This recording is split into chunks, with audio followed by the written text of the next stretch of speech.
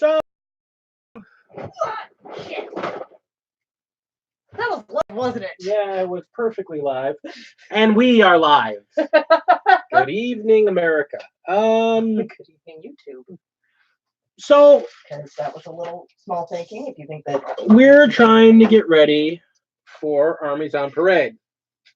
keyword there. So, I am working on painting up some of my knights. So, I'm going to pop in and back while I'm getting paints.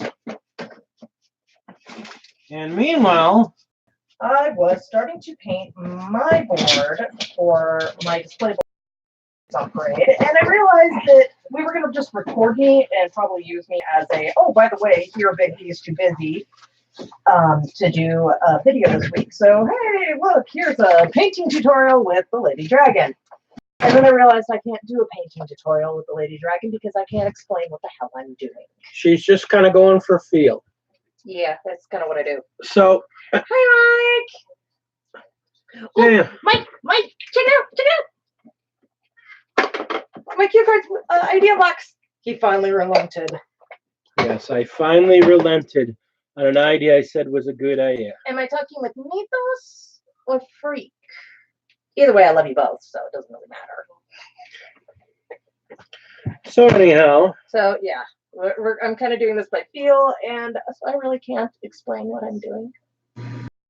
So we figured, what the heck? Live stream! as long as we're having a hobby night, we might as well just go live. And say hello to all my beautiful lovelies and Say hello to people and see what they think also of a couple of ideas that we were shooting around earlier today in discussion. hey, Mythos. So yeah, we just figured, we'll just get some painting done and she can work her project and I can sit here and assemble my stuff. I got my thing painted. Oh, this is great. You can really see the color shifting on camera. So I used some color shifting blue to purple paint for my my Armiger and my Castellian. Hi, Mark. So, and I want to get these done to get them on my board. So Y'all got here really quick. I got notifications. So Mythos, I know I was showing this a little bit last night.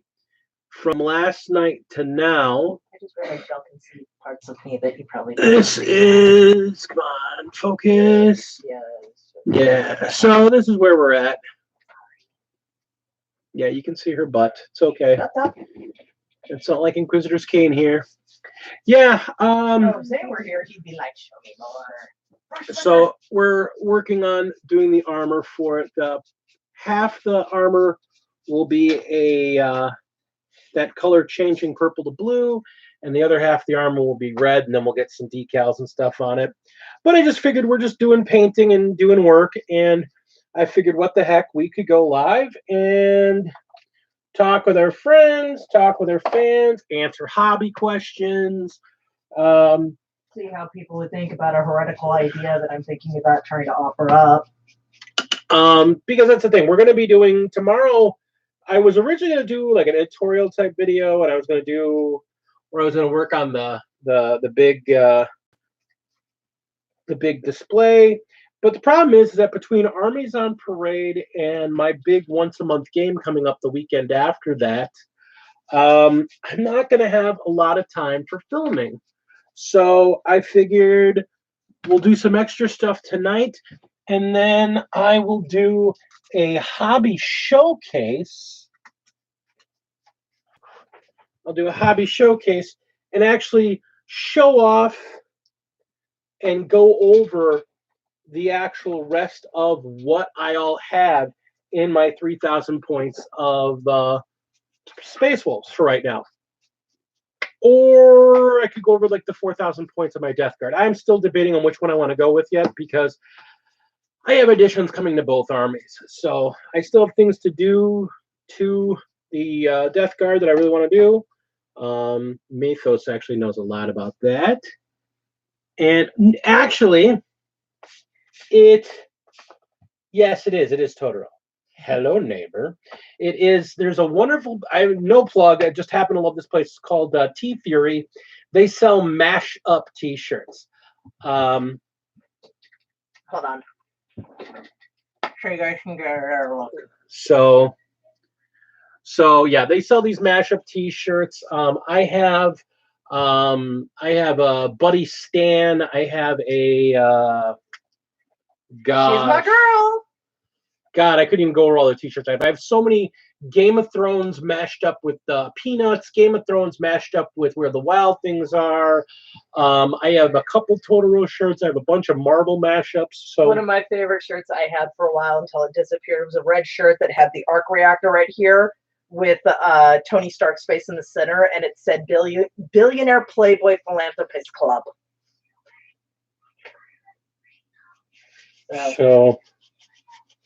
So yeah, so give them some love. T-shirts are only like $10 there. They've got constantly new designs. They're a great place. And until Lady Dragon finishes my design, I will not have an official T-shirt.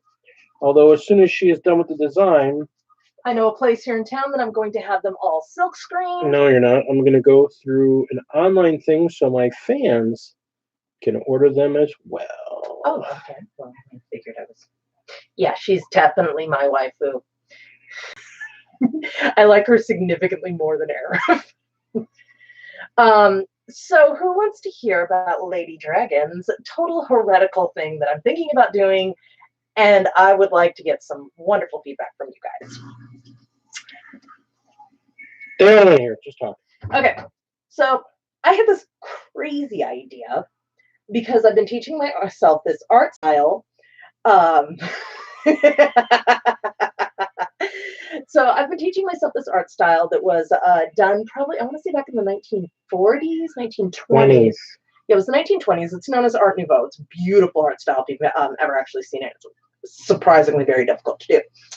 And I've been teaching myself how to do it. So just for the funness, what do you think about a tarot set of Imperial Art Nouveau characters and chaos? 2 sets. And then there was the idea of doing one for the Xenos and then a mixed one of all of them. Anyway, we started doing the list, and there was a little bit of argument where Kane goes because I wanted him part of the deck. And who would be the Empress? Because there is no Empress. And then I was like, okay, yes, there will be a chaos one, Mike. We've already actually started naming who is who. And the orc one is going to be so easy because they all look the same. Just slight differences. So here's a question for you, Mike. For the orcs, who is the Empress? Who is the High Priestess? And who are the lovers? Though the orc hermit may be somebody wearing glasses. No, it'd be a weird boy. A weird boy? Yeah, you don't know enough about orcs. No, I don't know anything about orcs. No, they're awesome. I know that they make no sense to me because I don't get the whole group mentality thing.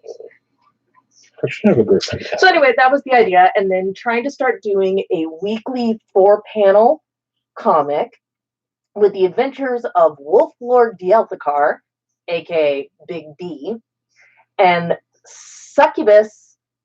Ooh, I like it. The Empress, be the Big Mac. But it would be the adventures of Wolf Lord Dielthakar, aka Big D, and Reborn Succubus, Lady Dragon Shala. Well, and here's the thing. She's not really showing it off a lot here because we haven't really shown it off on channel.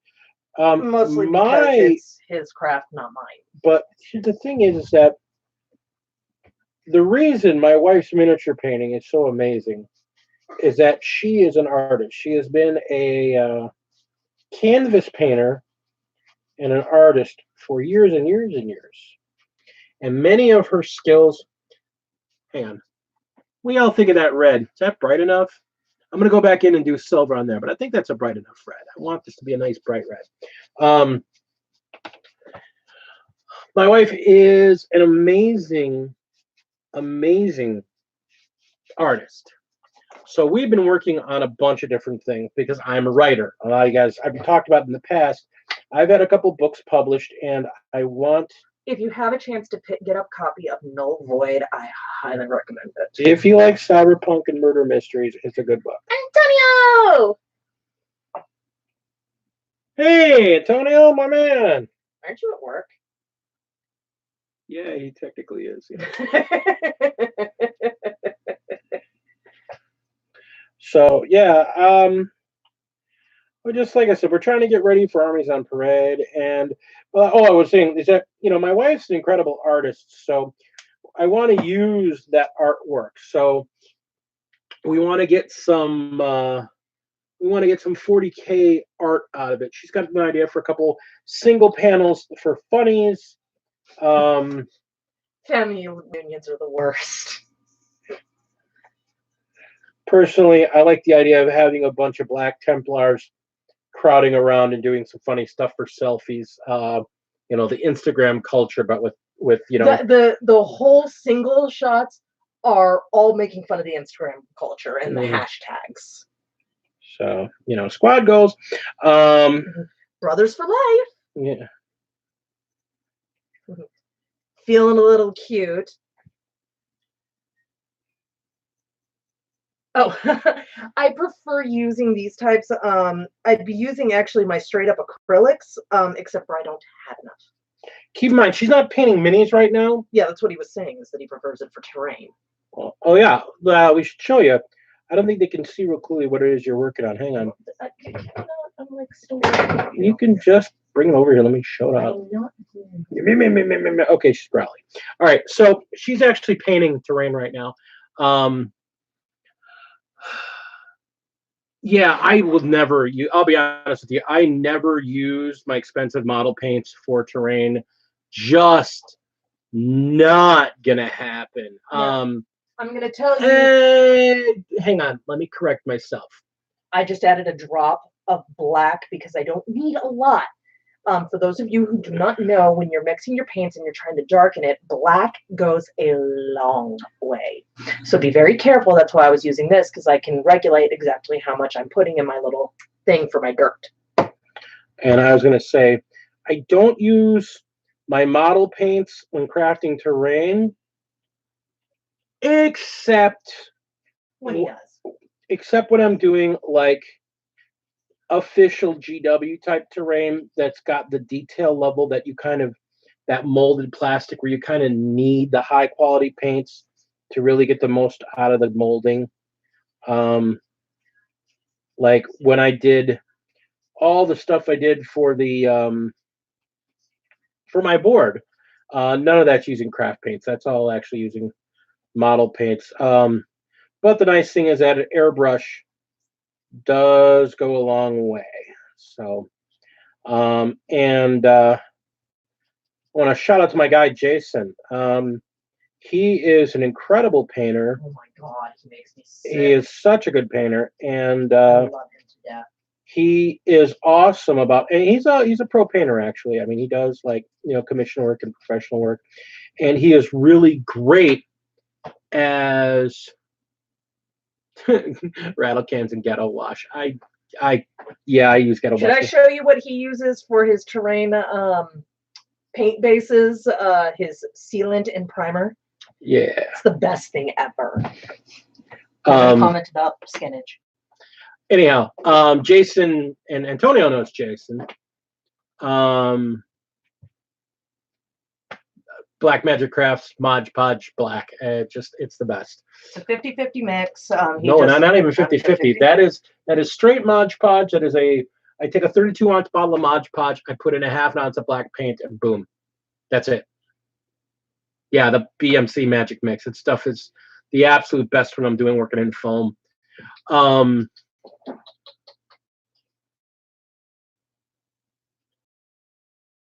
using my wet palette here. I actually need to go get myself some. Where are the other cups? The other cups? There's one right here. And there's one. Sorry, something got a little close to some of my guys. Okay, so if it's not right there, it's over on the dishwasher. Sorry, I'm a big fan of the wet palette. Anyhow, my buddy Jason has actually been an incredible resource as a pro painter. He is so absolutely approachable.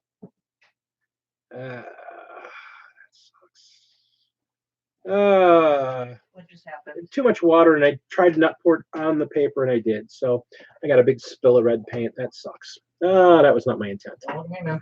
Yeah. All right. A lot of red to be doing today. So,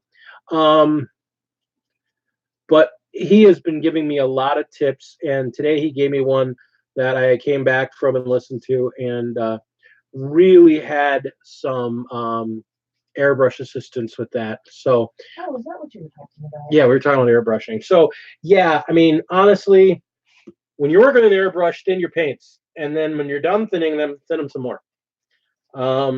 That's actually been the root cause of. He thinks it's the root cause of having all the problems with my paintbrush. So I may actually, Mythos, have to pull out that other airbrush, the one I was having with that Master Series that I had nothing but problems with, and I'm going to try it with an even thinner mix of paint and see if that fixes the issue. Because I had nothing but problems with that paint, and I was using airbrush paints with some thinner in it. And he was like, no, you need to thin it even more. Just even if you're using airbrush paints, thin it even more. So I'm going to go back and try that some more. There is the one that he has. He actually has a compressor that he got for pretty cheap from Amazon. Actually, we were talking about that on Frost and Fist stream. I think it was last week. We were talking about that, Mike. Master makes an airbrush and compressor combo.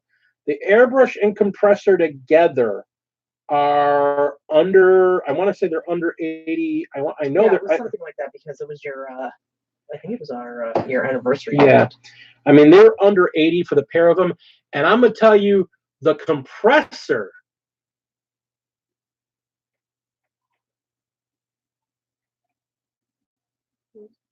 Just reading. Yeah, the airbrush, and that's the thing. He actually went and bought a new one from Hobby Lobby. For yeah, about I actually $75-ish. I actually went and got an Iwata Eclipse, so which are really good. Yeah, I mean that's a good brush. But here's the thing, that compressor, that comes with the Master Series brush, that compressor is absolutely wonderful. So unless you're my husband and you can't seem to figure it out. No, I got the compressor figured out. I have no problems with the compressor. I mean, but like I said, there's some things. Like I said, Jason was giving me a bunch of different tips.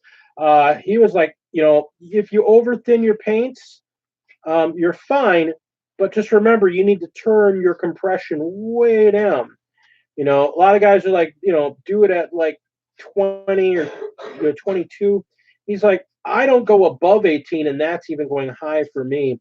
But he over thin, he super thins his paints. And I don't want to use the word over thin. He really super thins his paints. And you're going to do a couple coats, obviously. But it's not very loud. Says the man who likes to use it at 11:30, 12 o'clock at night when the rest of us are trying to sleep. You people don't matter. I got hobbies to do.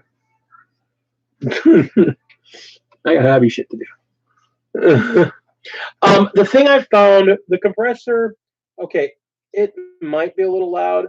When I moved it, I took the blocks off and I can't find where I put them. But if you put them on foam spongy blocks, actually not just regular foam. I was realizing when I said foam, I made it sound like I was talking about pink stuff. I'm actually talking about the packing foam. There's the squishy egg crate foam. That's why we have shut. That's why we have that. That's why those pieces were sitting out. Well, I was trying to figure out why we have so Friggin' much. because it's good for packing stuff. But the other thing about the egg crate foam is you put small pieces of it underneath of the food, underneath feet, foots, the foots. Ladies and gentlemen, my husband, he can still speak English, I swear. Foots. So, have a problem getting my coat smooth below 20 psi. And that's what he was saying, is that that's where you got to thin it down. If you thin it down even further, and you're coming a little further back. I mean, I'm guessing I did what he said, and I got this stuff. Like I said, this came out freaking fabulous. So I'm super happy with how that turned out. So, and again, one of the biggest things that is always true, and I will stand by this till the end. Remember the first time I heard it, and it's very true, your mileage may vary. Everybody has their own preferences to how things are done. I can only tell people what I've been shown and what I prefer. I know there's and this is true just for the game on a whole, not just hobbying. Perfect example. I play Death Guard, and I have a lot of people talk about, oh, the Army's not competitive. The Army's not competitive. The Army gets killed. The Army gets killed. The Army gets killed. He loses most of the time on it. But I've been out of the game for years, and as I've played more, I'm getting more wins. But one of the thing is that there's a lot of units that get counted out because, oh, they're not a good unit. They're not a good unit. And either I'm finding ways to use them, or I just have lucky damn dice. And I can tell you, I do not have lucky damn dice. A lot of people have hated on the Mephitic Blight Hauler, or as I affectionately call it, the fart cart. I have had nothing but absolute luck with that thing. It's fast, it's durable, it's got a nasty melee attack if somebody is stupid enough to get in the melee with it. It's got a multi-melta, it's got a missile rack, it's got a pistol if someone actually does get base to base. It's offers infantry a -1 to be hit, and if you got 3 of them running around together, they all get a +1 to hit. Plus they're demonic, so they got a 5-up invul save. Oh my god! So that's the Ray. Yeah, well, Ray, hello, son. You can hide up in your room with all your friends playing D&D. Honey, I play Drukari. We're squishy. You look at me wrong, and we go like a zit. So, and that's the thing. And that's the thing. If I played only to win, I might have a problem with all of this, but I don't play to win, so I'm I play to have fun. I'm not saying I don't play to win. I'm not gonna be that guy. I'm not gonna lie. Last place is my place. Mm-hmm. Back off. Hi, Umi-chan. Yeah, here's the thing. I don't mind losing if I lose honest. She will tell you I will be in the car after we played a game. Salty. So salty. But not at my opponent. Salty at me. Oh, it's hilarious. He'll sit there and he grips the steering wheel and he growls and he gets so mad. And there are times where he'll call the other guy complete and utter bull, but compliments them. Don't mind me, I've got a reference picture up. Because there are some armies that are just bullcrap what they can do, but that's part of the game. You have to learn how to fight against them. And anyhow, like I said, I'm never salty at the guy I played at. I get salty at myself because I should play better. I am responsible for how I play. That being said, hey, I want to be quick with you here, Mythos. You love his screen name. You love his screen name. That's his real name. That's his actual name. His dad is a nerd. Yes. That's his real name. Now, I would and Ray's pointing it out too. Yeah, that's. Yeah, I'd also like to point out that it was either that or Hasselhoff. No, it was never Hasselhoff. That was never going to happen. Yeah, you try and tell her that while she's in flavor. I told her that. No matter. Yeah. And then you suggested Raceland, and she was like, oh. Yeah. So, yeah. This is a good thing. This is a good thing. Really you guys are family. Hey, Mythos, we're all about that. Well, then what I need you to do is I need you and your wife to please send me a photo to put in my photo album about my family. Yeah, seriously. We're actually redecorating and doing stuff. And this huge one that says family is love. So, Mythos, I want a picture of you and the guy, you, the wife, brother freak. I want a picture of you guys so we can put that in our family frame. And if you guys could, just for the hell of it, hold up a sign that says Frost and Fist. Because my total idea is that I'm going to get each of my family members and friends who don't have the same last name as us. They're going to come out for photo shoots, and I'm going to give them letters to spell out their name. And then we're going to do a big one where we're going to spell out "We Are Family." And except for one of my friends, I love her to death. She's the youngest of us. She's like my little sister. So when it gets to the family part, I want her to hold up a sign that says ham and cheese. Exactly.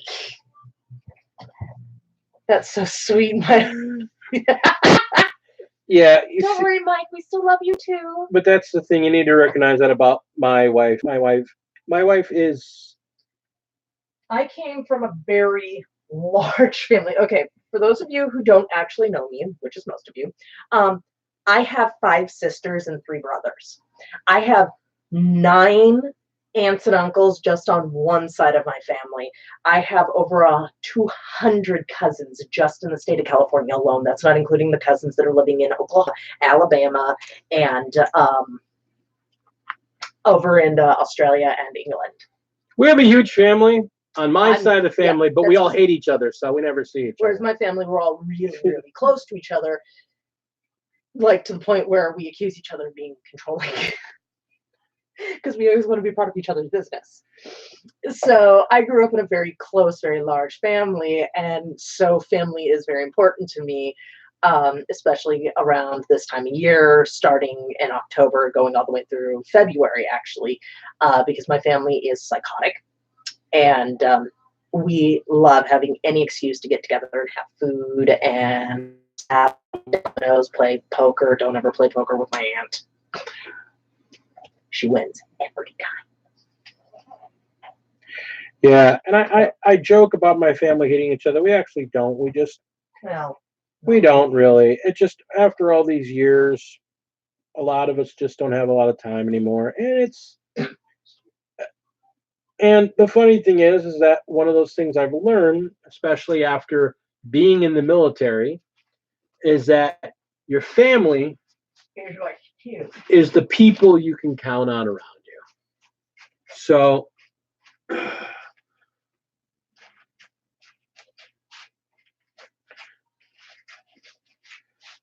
I mean, like I said, I know I've talked about my oldest brother in the stream before. I love him to death. I was actually thinking about him recently because I gotta get up to see him. He's about an hour drive from here, and I need to. Yeah. And yeah, it's winter's coming, so I got to go clean up my mom's grave before the end of the season comes. So, I mean, busy time of year. This is all what's going on. Oh, yes, I am a veteran, served United States Army, infantry, tank killer. Tell them the story of Sir, yes, sir.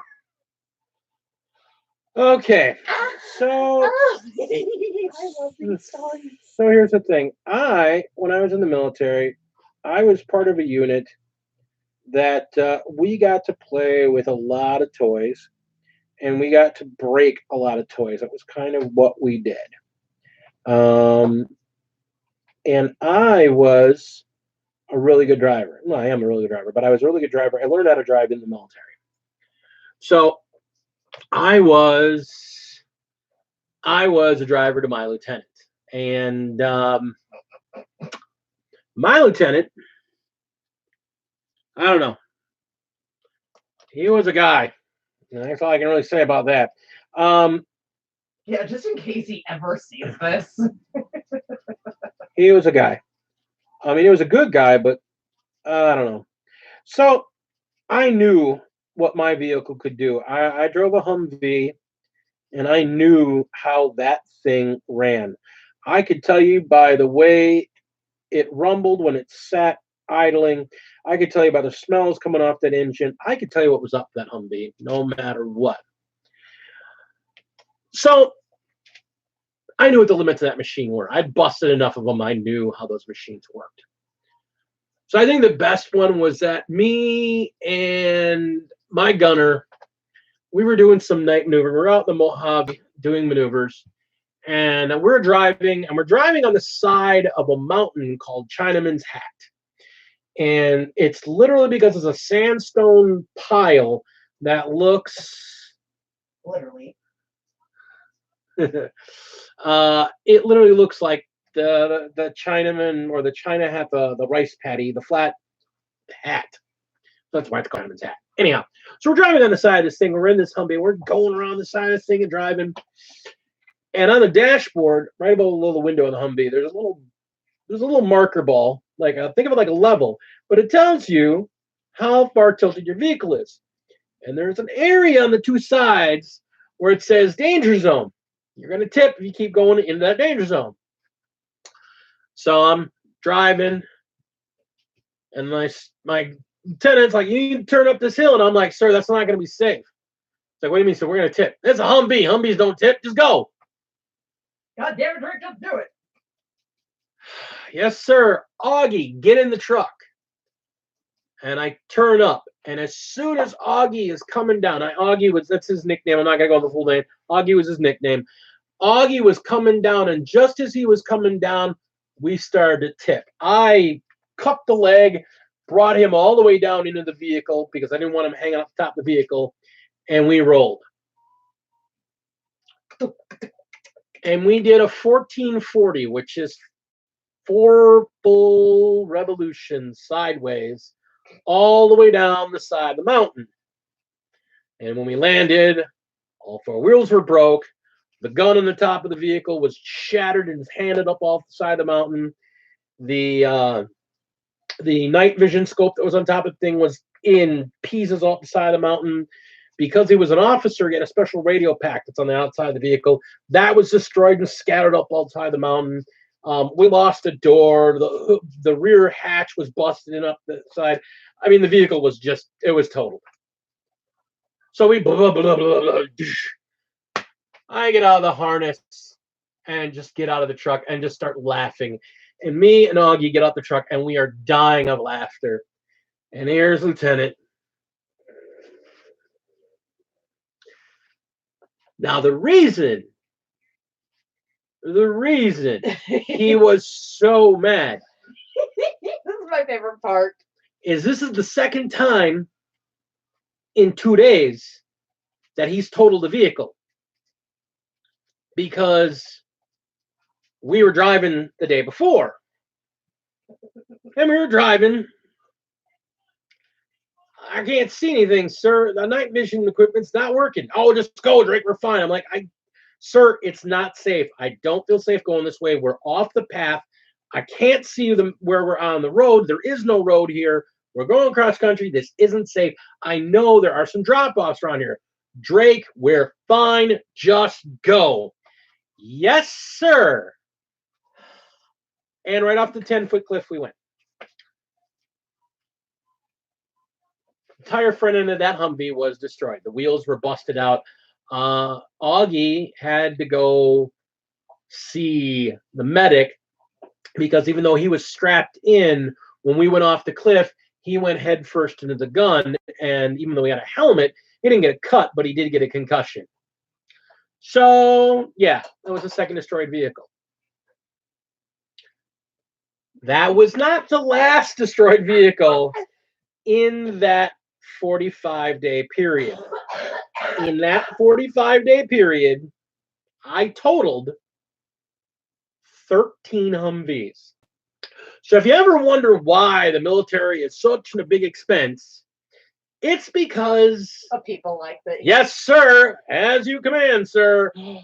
Oh shit, broken. Yeah, 13. Got a menu. Got a medal for it. yeah. I mean, helmet against the gun, helmet against the we were a tow gun, so it's a big missile launcher, and he went headfirst against the main thing. But yeah, 13 Humvees in 5 days totaled, absolutely destroyed. Not everyone was his fault. Most of them were. But none of them, zero, were my fault. And I actually had an inquiry and had to be brought before the battalion commander because they're like, you were the driver. That's your sign off. Those vehicles are yours. I'm like, yep.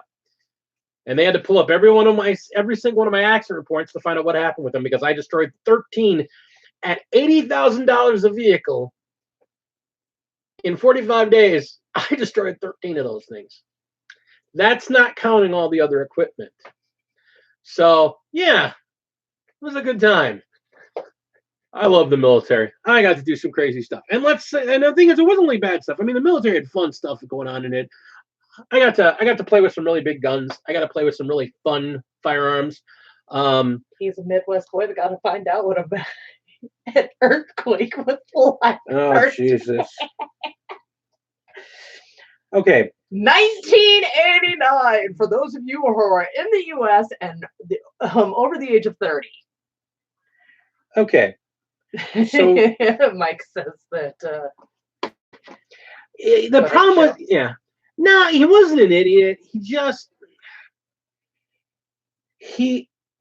I want to say he was a good guy. I will never claim he was anything but a good guy. But the problem is that I think he felt like he had a lot to prove. And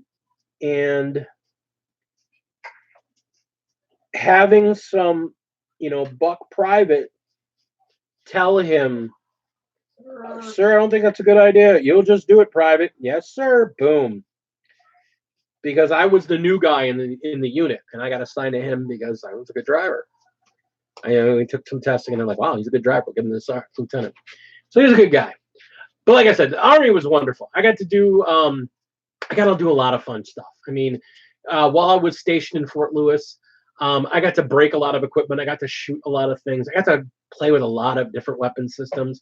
And living in the Seattle area from 1989 and 1990, I mean, I was there when grunge happened. I was there when music changed. It was like living through Beatlemania. It was absolutely outstanding. So, if you're a music fan of any sort, and you ever want to talk music, let's talk it, because I am super passionate about music as well, and not just rock music, but all music.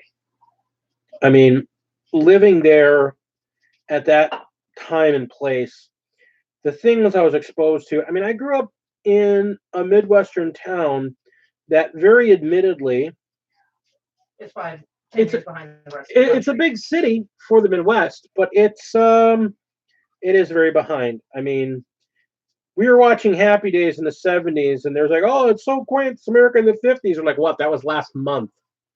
And this is about our town. So, because Happy Days was set here in Milwaukee. And we're looking at it going, yeah, this doesn't really seem all that weird. That Arnold's restaurant, it's not a real restaurant in Milwaukee. It's based on a couple of different restaurants. My sister worked at one of them. So, it's a thing here. So we were really behind the times. So living in Seattle with that music explosion happening was just crazy. And then Desert Storm happened, and I got stationed over in Germany during Desert Storm. I did not get a chance to actually serve in combat, but I was in Germany for the guys that were. My brother was actually in Desert Storm. God rest his soul. And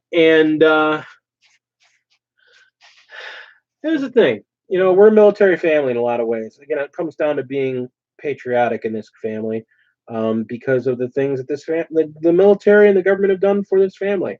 So, it's funny. I think that's actually one of the reasons why I actually really enjoy uh, war games.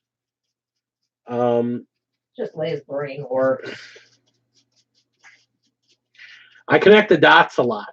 So I connect the dots to, well, I like the military, I like army, I like fighting, I like wargaming. Yeah. We're at in Germany because I was stationed in Mainz, but my brother was stationed all over there. Wiesbaden, um, uh, Wiesbaden, Reichstein. Gosh, where else was he? He's stationed all over the place. I mean,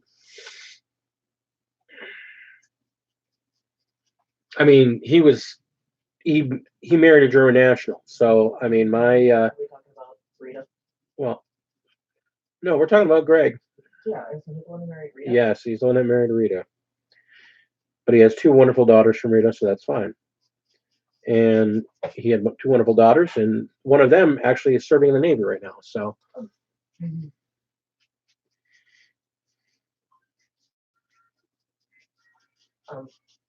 Darmstadt. My brother was actually in station Darmstadt.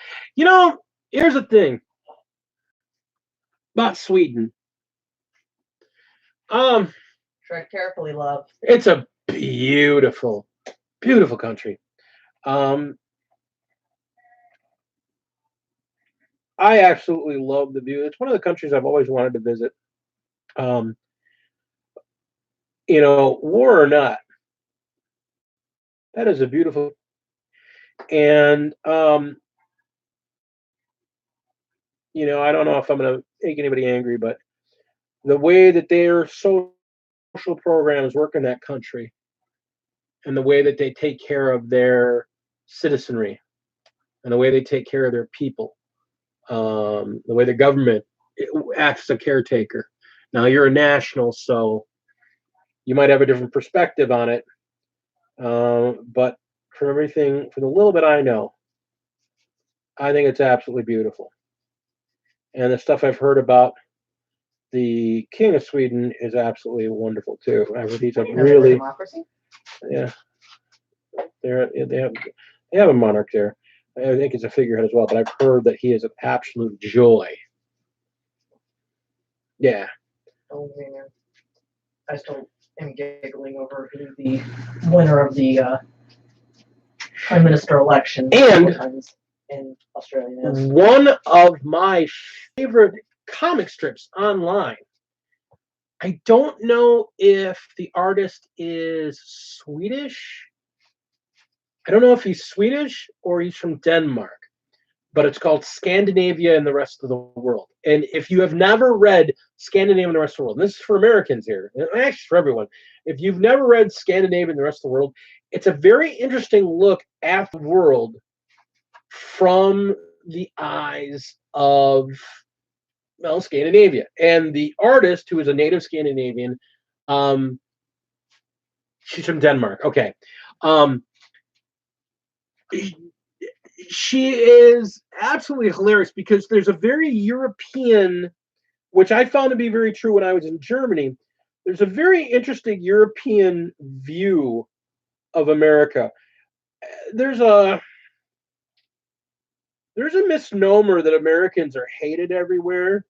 No, rude people are hated everywhere. And the problem is there's a lot of Americans that go places and are rude as hell. But I have found when you go places to foreign countries, like one of the most amazing things I found when I was in Germany, I don't speak a lick of German. I don't speak a lick. But I took a book with me. And when we would go some places, it was interesting. Nobody spoke English. And as soon as I pulled out my book and tried to find German words for things, I was trying to pronounce them properly, like mutter, mutter, mutter. Suddenly, everybody spoke English. So I'd like to point out the French do that shit too. Well, I hate the French. I'm sorry. Paris was so awful. Oh my God, Paris was so awful. God, did you just put paint on me? Yes, I did. Love you, Mythos. Have fun. It's not an untrue statement. They hate Americans. Oh God, I don't know. France. I was in. You hate everybody. I was in Paris. I was in Paris while I was stationed over there, and that was the worst weekend ever. And I mean, I spent a weekend. I spent the weekend in Vienna, and it was absolutely wonderful. And I spent a weekend in the Netherlands, and that was wonderful. And I spent like every other weekend uh, in Frankfurt, and I had a blast in Frankfurt.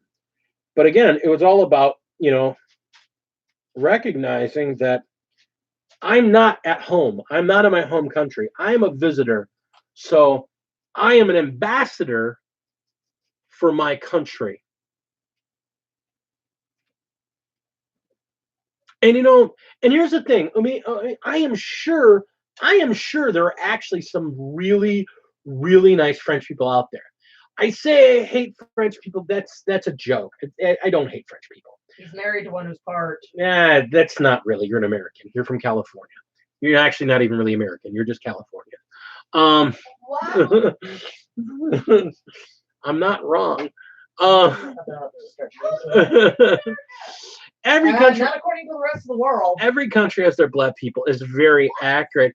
The other problem is that Paris is not the rest of France, and that's something to be very honest about, because I've run into French people that I actually had a very good time with, and I ran into French people and they freaking hated Paris and they hate Parisians. So again, I don't want to hate on anybody. I don't have time in life for hate. I honestly really don't. But it was just that weekend. I was hoping. I mean, I love art, so I was planning to go there to go to museums and experience, drink wine in a cafe and just have a blast. And oh my God, it was just awful. So, I mean, I went to a museum. We were fine in the museum, but people in the cafes treat us like crap. People on the street treat us like crap. And we were trying. I mean, we were really trying to speak French, and it was terrible. But we learned a bunch of lessons there, and we applied them to the rest of the trips that we went on while we were out there, and had an absolute blast. So here's the thing. If you've never, again, this isn't just about hobby. Remember, my channel is about everything. If you ever get a chance as an American to travel, go to Europe. Spend some time in Europe. And I don't mean go on a tour group and sit on a boat like on a cruise. Kind of no, don't sit on a tour group and go on a boat and let people lead you around.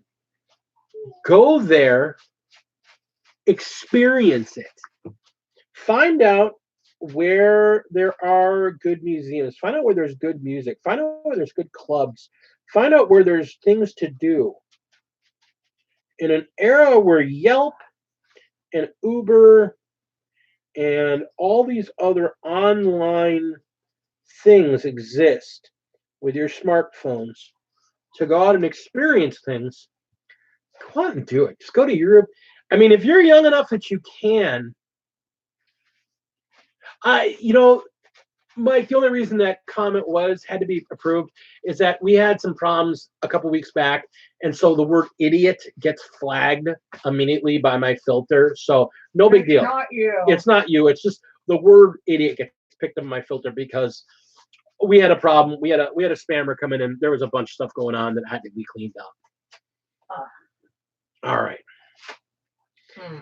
So yeah, there's a huge amount of history in Europe, and that's the beautiful thing. I mean, as Americans, now again, I say this because I'm a first-generation American. My mom was an immigrant. My mom was in the middle of World War II and was there when everything went to hell, and then came here. No, let's not forget what had preceded World War II. Yeah. So all that. So we came here. So I guess I have a slightly different perspective because I'm the only person in my generation, my family. Um, yes, but did she come from Germany? Yes, kinda. She came Eventually, she got there. eventually. Might as well just tell The them whole story. No, My just tell them where no, what well, country they originally came from. well, that's what I'm saying. That's the whole story. Because my grandmother's from Russia. My grandmother is actually at the time was from the Ukraine. She came from Kiev. And then the Russian Revolution happened, and the communists are like, "Oh, we're going to kill you." So my grandmother crawled on the underside of a wagon and got out of the country and got on a boat and went to Greece. And then when she was in Greece, she didn't like it in Greece. So they went to a very Russian-friendly city in a country that no longer exists anymore called Yugoslavia. It's now Bosnia-Herzegovina and Serbia. So they went to the city of Belgrade, and she met her husband there, and they were married and they had kids. And then things happened. A lot of things happened. And without going into too much detail, because it just takes a long time to really get into all of it, basically, long story short, Yugoslavia was a mess. They had to leave Yugoslavia because of some enemies my grandfather had made. So they were in Germany and an American-controlled displaced person camp for a few years after World War II until they got everything solved. And then my mom came over here to the States in 1950 with my oldest brother and her husband. Then she got remarried, and she met a man that was a wonderful guy.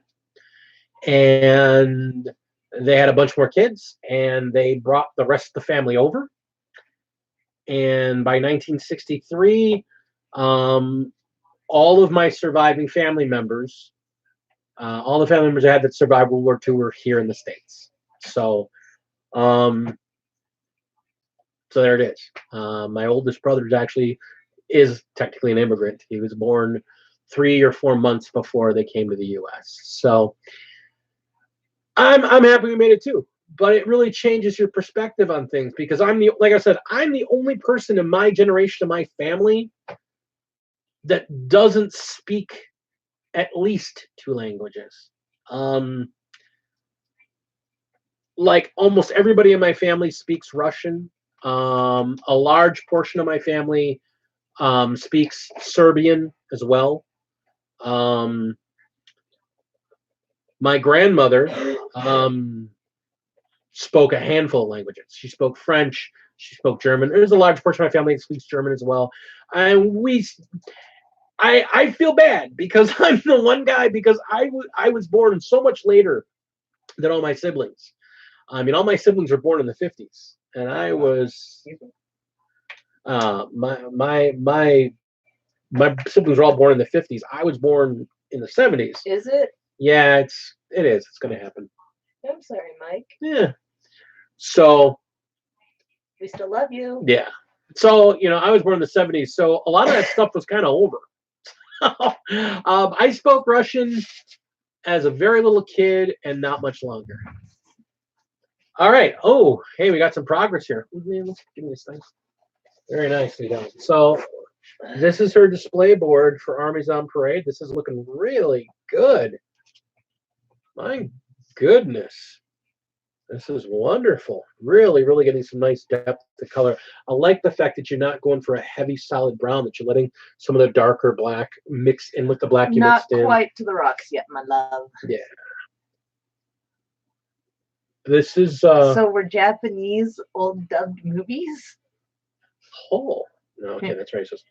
I can't do that. That's racist.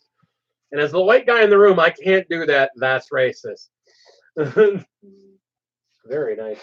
Remember to get the back of them rocks. I'm not done yet, you son of a...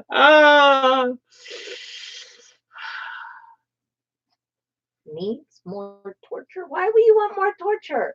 Oh, there's a period in there. Sorry. So yeah, and looks good. It does. It looks good. So yeah, I guess I have a kind of a different perspective because I went to Europe with the idea of, oh, I'm coming back to like try and see places my family's been to. So I should be nice because I might run into a cousin that we don't know about or somebody that knew my family back in the day. So, um, but that was always a big thing. Need more torture, Dark Eldar. Reborn, Mike. Reborn. So they're dark-ish Eldar. They're not wearing as much makeup as they were before. Are you telling me they're not using agonizers and have hooks and chains on their weapons? You're not saying that. So they're emo, but they're not goth. Or are they goth and not emo? Which one is it? Let's talk about your wolves and some of the weaponry them motherfuckers are using. And we just dropped into a PG-13 rating. Thank you so much. You just demonetized me. All right. Yeah, I mean, the beautiful thing is you have to enjoy culture. I'm not Swedish. I'm not Scandinavian. I am absolutely in love with medieval and pre-medieval history of Scandinavia. Honestly, I'm absolutely. You have to remember the F word is actually one of my favorite words. So yeah, I absolutely love Vikings, and that was a big reason why. Big reason why I went with the Space Wolves. I mean, they're Space Vikings. So does she. So Odin's daughter. Yeah. So it's one of those things. I talked about it also. That's part of the reason I went with the Space Wolves. But it's interesting because when I first started playing Space Wolves, they were just Marines. They were just Marines. They were just colors. And GW had a kit of these barbarian raiders. And I took that kit and I kit bashed it into my Marines with the axes, with the hair and the helmets and whatnot. And that's what I made my first wolves out of. So kit bashing is my life. I mean, she'll tell you, I'm all about kit bashing. I really do try He's to. the one who taught me to make my strippers. What are you speaking of? Where are my strippers? They're in there over there with your other stuff. That's your. Just to understand, we're on a workbench that I built with her help. That is 8 feet long. This 4 feet is my half. That 4 feet is her half. Here's part of one of my strippers. So she is taking and making custodies that she's kit bashing. Here's one that's actually got the head on it. And she's kit bashing, but they're not wearing any armor because she's trying to base them on the oiled up strippers out of text to speech. Emperor text to speech device. So, as I said last night, they're not actually naked. They're not naked. They're just mostly. Yeah, the ones that she's painted here, they're basically wearing. And these guys have got like, they've actually got tight pants on. Yeah, they got pants on. And chains hanging down in front of their. Yeah, so she's trying to make them as close as she can, but they are shirtless. They're going to be shirtless and oiled up. Yes, very tight pants. Tight pants. Nice pants. So, and yeah, I mean that's why I love the Space Wolves as much as I do. I mean, you can just do so much. I mean, perfect example. I made the Eliminator Captain, and I didn't like the helmet, so I found this really cool helmet in the box that had like an extra scope on the side of the helmet. So that's what I used for him because I thought it looked better than the helmet that they had. I just didn't like the way that one looked. Yes. Yeah, she's making them for she's making them for the tournament. I've been talking about this tournament at the end of the month. There's a huge kilting tournament. She's making the Custody strippers as her team for kilting. I even have a kitten. I actually have a kitten I started making, but he's just going to be watching. He's just going to be watching. Because you only need 3 of them for kilting. Ooh, I'm starting. No, they don't have any kilts on, darling, unfortunately. Otherwise, they would be a kilt team. That would be interesting to make. Cromlech has a set of legs made for Imperial Guard where they're all wearing kilts. Seriously. But they're Imperial Guard. Here's your drink back, by the way. Thank you. You know, it'd be funny, though. And it's even funnier, Mike, when you realize that the leader one, the one that's got the tattoo on his shoulder, is voiced by Tim Scott, who's also known as Vegeta from Team 4 Star. I drew this. She got a tattooed on her, but I drew this. Yeah, so. He's eventually supposed to do another one that's supposed to go up around it and band, but so apparently I don't rank high enough. Keep talking like that, and you bet you won't. Oh, ice cream, darling. Ice cream. We've upgraded. Miniatures. They're more than Chupa. Yeah, they are. Okay. No, you're not telling that We're story. not. No, that's actually not what I was going to say. I'm actually going to take our conversation a little. I didn't know you were that stupid. 9 minutes, 18 seconds. 9 minutes, 18 seconds. That's actually one of his squads that we're going to do. We're going to do I want to do a kill team.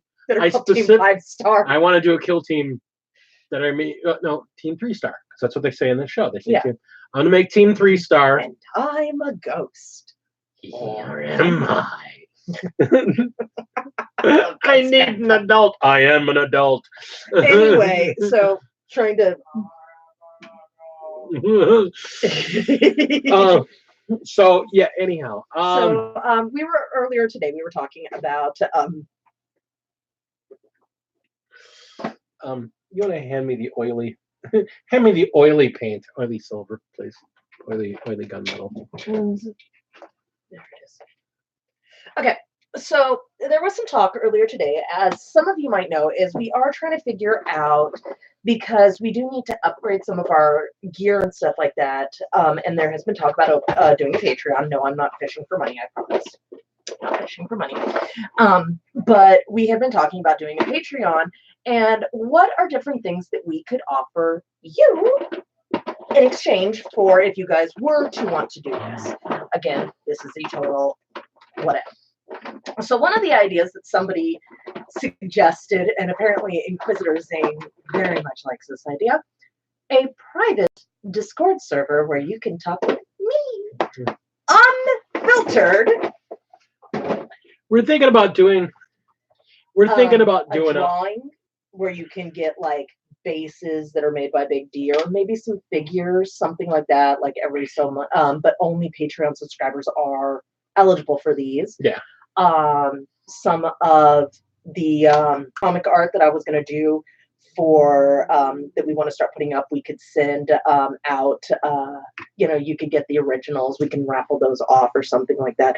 But no, it was just some thought processes that we were wondering what you guys, if we went this route, what are some things that you would like in exchange for your donations?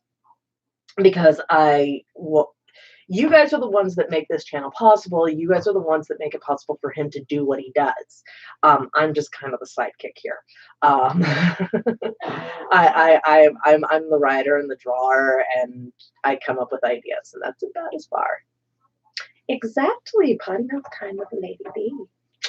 Because that is an NC-17 no rating on Discord. And if I don't have a rating, I'm absolutely filthy. Ask him. How do you think we met? We met online. Mm-hmm. We met online in a video game called City of Heroes, and I played a hero, he played a villain, and I made his life hell. Yeah, that's one way you could put it. I'm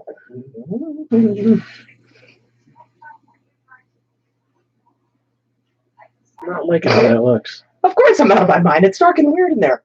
No. Of all the things I've lost, I miss my mind the most. I like that. That's actually really pretty. I like that. Do it with that, and then you're going to dry brush it after you put a little bit of non-oil just to bring down the, bring it, It just seems really red. I wonder if somebody accidentally poured. Oh, no wonder. Fucking A. You didn't shake it? No, I'm using a Screaming Bell. I'm like, why is this so red? Screaming Bell. Screaming Bell is copper, not gold. You wanted the Balthasar. Yes. Not with what he was doing. He had a copper base. It's too red. It doesn't look right. I wanted a gold. That's what I was telling him, is to continue doing that and then dry brush the Balthasar gold after adding a little bit of. We're doing Balthasar gold over the top, and then we're going to be putting old gold on that. Have we ever showed you guys what I did with the Cypher Lords? Probably, but can't hurt. Down the shelf to other minis.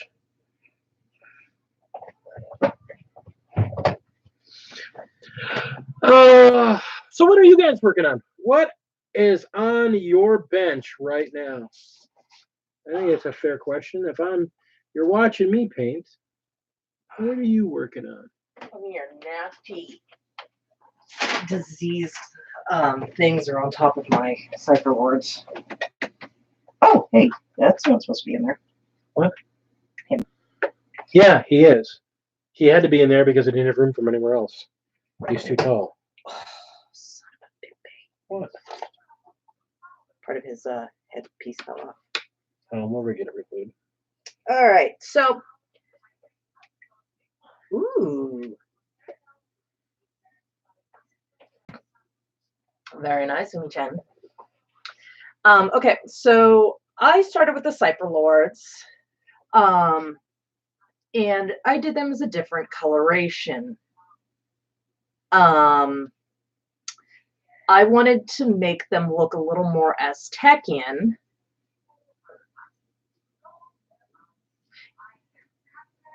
Have you thought about doing one arm as a sickle blade and one arm as a spear?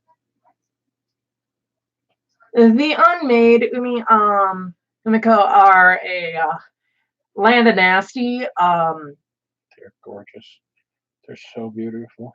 Land of Nasty. These people believe that the ultimate pain is the ultimate pleasure, and so to join their ranks, you have to cut your own face off and murder your belt buckle.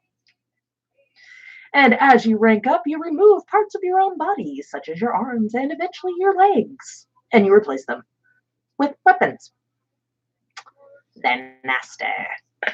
But so here, I can't really get up, but I'm going to try and get up in there so you guys can kind of get a look at the gold.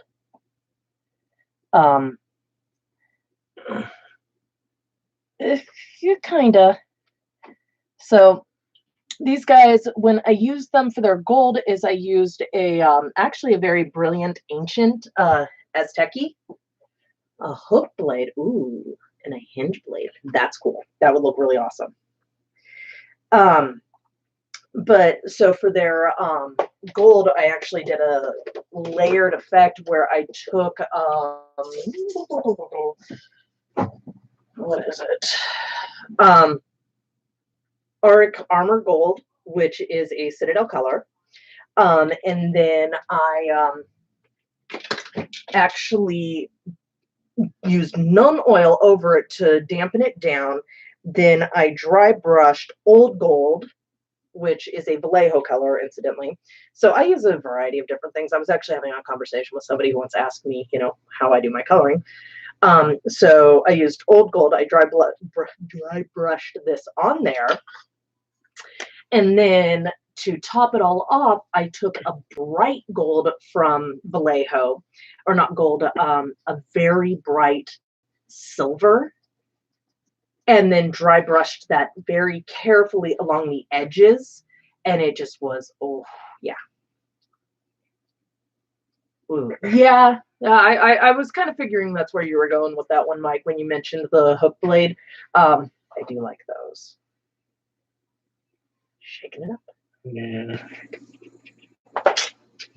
So anyway, that's how I do some of my stuff. And right now he is...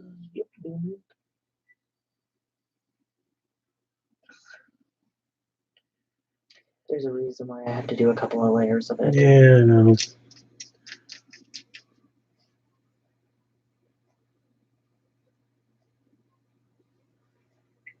Yes, it is Tifa. It is from earlier we were talking about shirts. This is not a plug at all. I love this site. It's called T Fury, and it is a shirt that they did for, you know, Enlist in Avalanche today. So, and she's like my favorite, one of my absolute favorite video game hotties ever. So, that is not a video game shirt. Okay, so this is another T Fury shirt. And for those of us who are Whovians, it is fantastic, especially considering it says procrastinate. With a little checklist. This is to I do. said Exterminate. lady, Exterminate. Exterminate. not just straight up hottie. Don't get me wrong, yeah, Seppi is pretty cool. I especially liked it when they stopped making him look so feminine.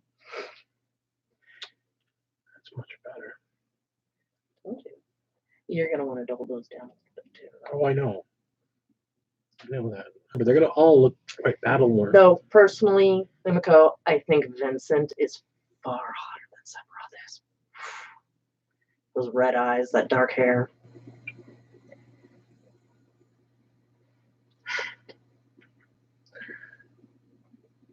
Sorry, I'm watching him in this.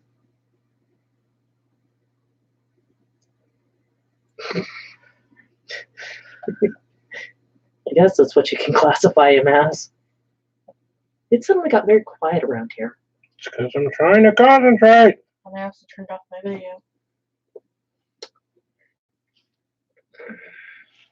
All right. I gotta take a break from this. Real vampires or those sparkly fake ones?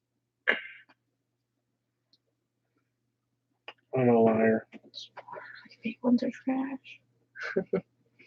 Okay, don't mind me.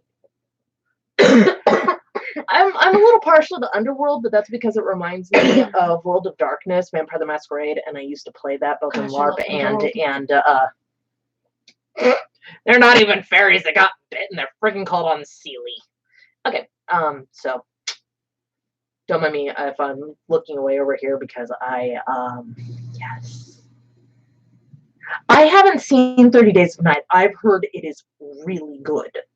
Very bloody. The comic is amazing. Isn't Vampire Diaries kind of like True Blood?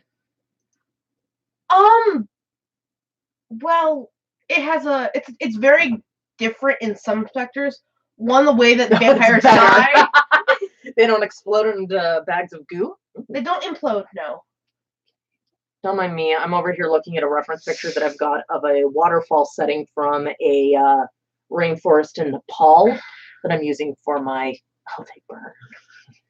But do they get as naked as they do in True Blood? Because we know that Sometimes. that is. But then I actually enjoyed True Blood more than Vampire Diaries, though. But that's because of certain people. I can't say much. I watched Eric True Northman. Blood. I watched True Blood specifically for Eric Northman and Elseed. Yes. No, they're. Oh, and Tara and Lafayette are amazing, though. Yeah, well. Until Tara died off camera. Are you having issues? No. I thought you said you were taking a break from that. Yeah, I lied. That looks much better. Mm-hmm. I don't like. So my favorite part of True Blood was Eric Northman drunk off a drink in the ferry, sitting out water, going, "I will kill the sea monster." And you actually, Lafayette does exist. He's only in the first book because he died. Dump it out this way. Yes. Which I'm very happy they didn't kill him off like that in the movie. No, In the TV show. They didn't come off on TV show because he was too cool. Really, I could have sworn that I had heard that he was originally supposed to die with eggs. He was supposed to die. Well, where Eggs' death was that they put in the show was originally supposed to be. Not Eggs. There was another woman in the end. It was Eggs is a dude, and he was the only other black guy. No, he was no, not. the person they killed off like they did Lafayette in the movie was the The voodoo chick. the voodoo chick who basically told She was told actually. Tara's mom that she had brought the demon from her and now she was all saved. And, Just so it said, everybody, my kid Will, who decided to be part of the conversation.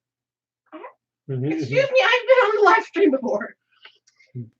As it is. So I got to take a break from the painting. I've done a lot of painting today, and my hands are actually really super shaky. So I let this stuff dry anyhow, and see how that looks when it's dry. Good. Now you can start entertaining your fans. I was talking with them just fine until y'all had to come and start talking about TV. Should I bite him? TV. That for which people who don't have creativity must do.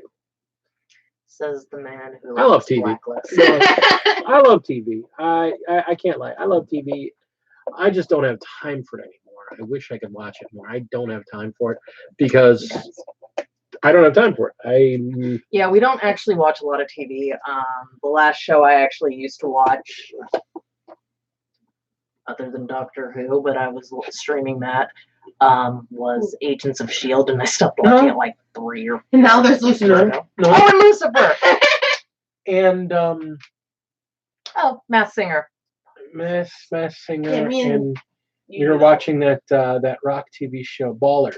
No, you were watching. Yeah, you were watching it with me. You were I enjoying. started watching it towards the end, and I didn't get How it. is it? It's a great show. And if you like football, it's a great show. Oh, Okay, let me see here. I didn't know what it was about. It's about football. All right. So she's gonna go back to painting. I gotta stop painting, so I gotta work on stuff. So Technically, I don't count for watching Game of Thrones, considering I just watch clips. she doesn't watch Game of Thrones. I watch Game of Thrones. I watch it. And then I sit there and argue with people who go, oh, I never saw that coming. How did you not see that coming? All right, we're gonna put this stuff back on its tray. I just get irritated. Oh, hi. He's No, like, I love you. no. Anyway. You know, okay, I gotta say, when I first saw Balthasar Gold and they first brought it back, or I first started using it, I was like, I don't know about this color, but gosh, those guys kind of get it, because that is a gorgeous color. It goes really good with that blue, the purple, and the red. I mean, I'm digging it. I'm trying to get these 3 nights done so that I can put them on my board along with my space walls. So I just got to assemble a few more pieces and then get this all armor on them, and they'll be ready to go. Oh, but I can't build. I can't paint right now, so I can't help you. I gotta look at building. What do we got to build? What don't we have to build? What What do you want to build? Do you want to build another box of the girls? Oh God, no. Do you want to? Okay, let me go All right. Actually, I'm gonna put it up. I'm gonna put up the crowd here. So Hold on. I have to build in my. No, remember what I was doing with that one? No. That's the one I was talking about. Okay. Well, then we have these 4. So I could build some Marines. Could build some Terminators. Oh, give me those. Let's see. I could build my Noise Marine. So I have a choice. I can build my Noise Marine. I have some Terminators that I can build, which I'll be painting as Space Wolves. I have a box of archers from Stormcast that we're going to be using for Warcry. I could build them up.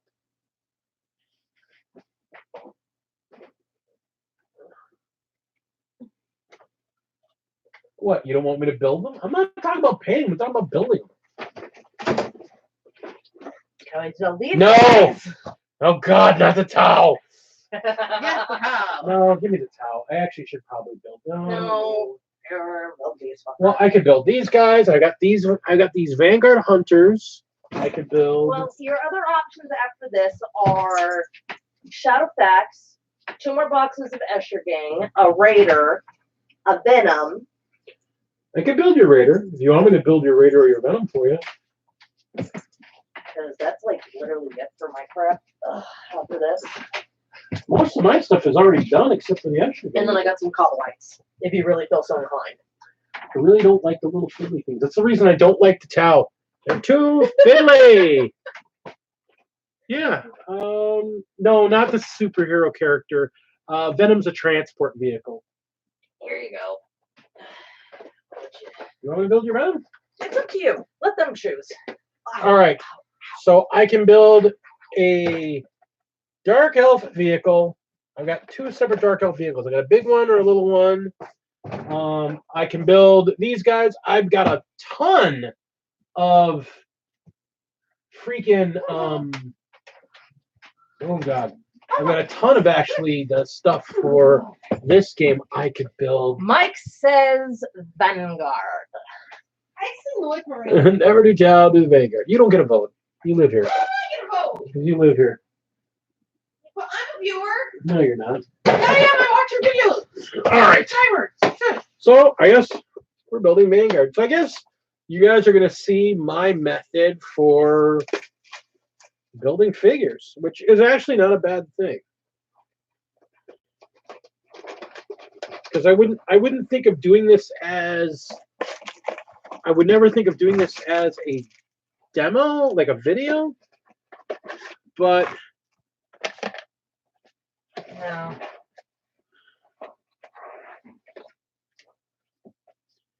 I'll tell you what I wouldn't mind doing. Well, that's the whole thing. These are specifically for Warcry. I'll tell you, that's the one thing I do gotta say.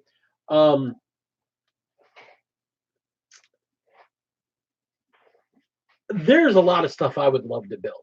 I mean, Because we used to like it. hey James. Yeah, I mean, one of the things I'd like to build. I want to build some more of these Vanguard Hunters. I'm going to build these Vanguard Hunters. I want to get the Mercenaries and Monsters book. It's only $25. I actually might think about getting an next paycheck. I want to get it for Warcry, specifically because they let you add in like little guys here and there, like those you're making, like the 3 guys you're making in the strippers. The 2 extra guys that are left over, we should build just the way they are because they're usable in Warcry apparently. So there's some cool stuff. All right, so let's talk about concepts for building figures. Hey, look, a crafting video just came out of this. Need a knife for trimming. Are you sure you want the I got glue? before I need the glue, I need the clippers. Which size clippers did you want? No, not those. Those suck. That's because these are cuticle clippers. Yeah, I thought they'd work and they don't. What are the nice black handle ones? No, they're good black handle ones. That's what I'm trying to figure out. Here it is. All right. All right. Do you have So, glue? no, I don't. One of those has been opened. One of those is not. There's a lighter one and a heavier one. Give me the other one. The other one's lighter. Yeah. All right. So let's talk about figures. The first thing you do not do The first thing you do not do, and I've seen people do this, and I want to kill them when they do it. It's like, He's what not is- talking about me. no. She does it the right way. Because he taught me. Where's the gray? Are you... Back. All right.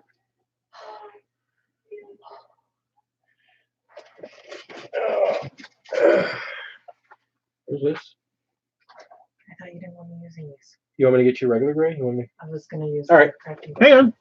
Hey, we're live. That's fine. Okay, ladies and gentlemen, sorry about that. You may not see me stand up for a little bit or come back into the picture for a moment or two.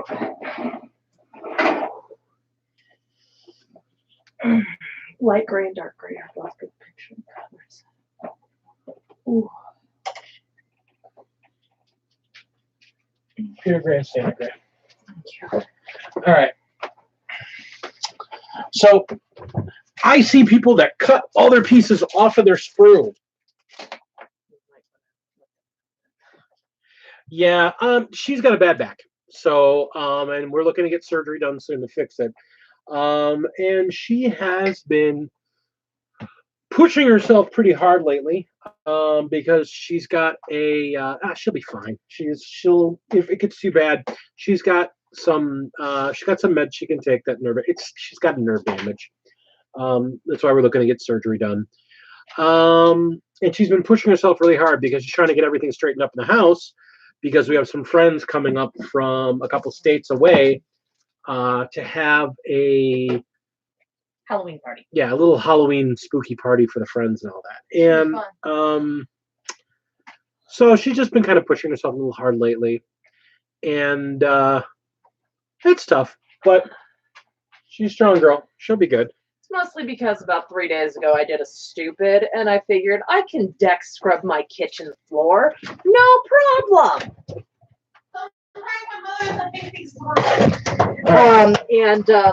Today was actually the first day that I've actually been able to get up and walk around. All right, unassisted. So the first rule of anytime you make miniatures, anytime you do figures, make sure you gather everything you need ahead of time. This is a spur of the moment, so we're going to show you my process. Careful with my venom, please. I can't reach it, so I would pick it up and toss it back. Thank you. All right. Appreciate it. So what we're going to do, we're going to do my method. I do not glue figures to their bases until the bases are done. And I use paint sticks to prime them. So here's what we're going to do. I go through. I'm very thorough with these instructions. So I will go through. And I will start with first figure, and I will go through step by step. I cut up each individual piece. I go through, clip them. You want to get yourself a pair of clippers. Now, it's not just any sort of just a wire cutters. No, you want ones that have what's a flush cutter, ones that have a very solid, flat, flush back end. That way you can cut as close to the screw as possible, or as close to the piece as possible, to get a nice clean clip. After you've clipped, you may need to use X-Acto and get shaved little pieces. You want to check for mold lines, scrape your mold lines, and you may even need to, depending on how bad the molds are, you may need to sand or file pieces. I have found with the newer kits, from Games Workshop, if it's a newer mold, you don't need to do that. This is the type of file that he is talking about. When I say file, I use an emery board. And the reason I use an emery board is because emery board actually has two sides. Most people don't realize that an emery board actually has two sides that are different. I mean, I have two sides, but they're not different. They are different. One side is more of a rougher grit than the other. So one side's going to work off more material, and the other side's going to polish. So if you need to take material off, you use the rougher side, and then you kind of just skim the other side over it where you just scrape, and it smooths things out. So we're going to take some Stormcast Eternals, and we are going to build a couple of these guys. And just for my voice, so you can all see I'm okay. All right, here. So what do we got? Because I may end up using it later. All right, 28 and 29.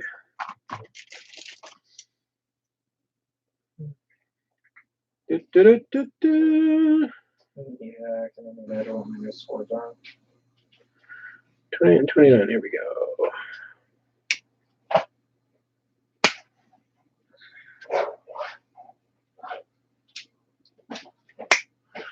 Never twist the piece off. Never, ever, ever twist the piece off. That's nasty. It will look nasty. It will be bad. Never do this. Oh, these are duplicate sprues. So there's two 28s and two 29s.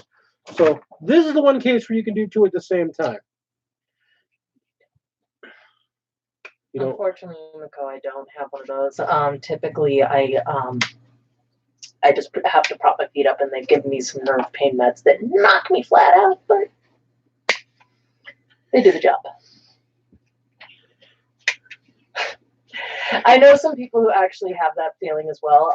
Mike, I like the building when I can do slight customizations to them. It's a lot of fun for me. I love to kit bash. But sometimes because I don't like following conventional paint jobs, as here, we'll go find my Stormcast is on my dresser. Could you please bring her to me? I'll show you what. She doesn't follow traditional paint schemes, and that's okay. That's the beautiful thing about it. That's the one thing. There is no wrong way to paint a figure. There's no wrong color scheme for it. I have to say, one of the most beautiful Space Marine jobs I ever saw. Somebody did a Marine only using black, white, and grays. And basically the figure, when it was done being painted, On her desk. Oh, she's on the desk. Okay. the figure looked like it was a black and white photo. He had the figure on a stand, holding up a flag. Gorgeous, gorgeous figure. So don't judge my paint job. This was the very first figure I ever did. This was the very first figure she ever did. It is not a traditional Stormcast paint job. And I don't care. It's a beautiful figure. It's well done. And that's the important thing. This is her figure. So it's important to her that it looks the way she wanted it to look. I can do better now because I have better technique and whatnot. But that was the whole thing. That was why we bought the kit we did. We bought the starter kit for Age of Sigmar. Thank you very much, Miko. I love doing wet blends. It's so much fun.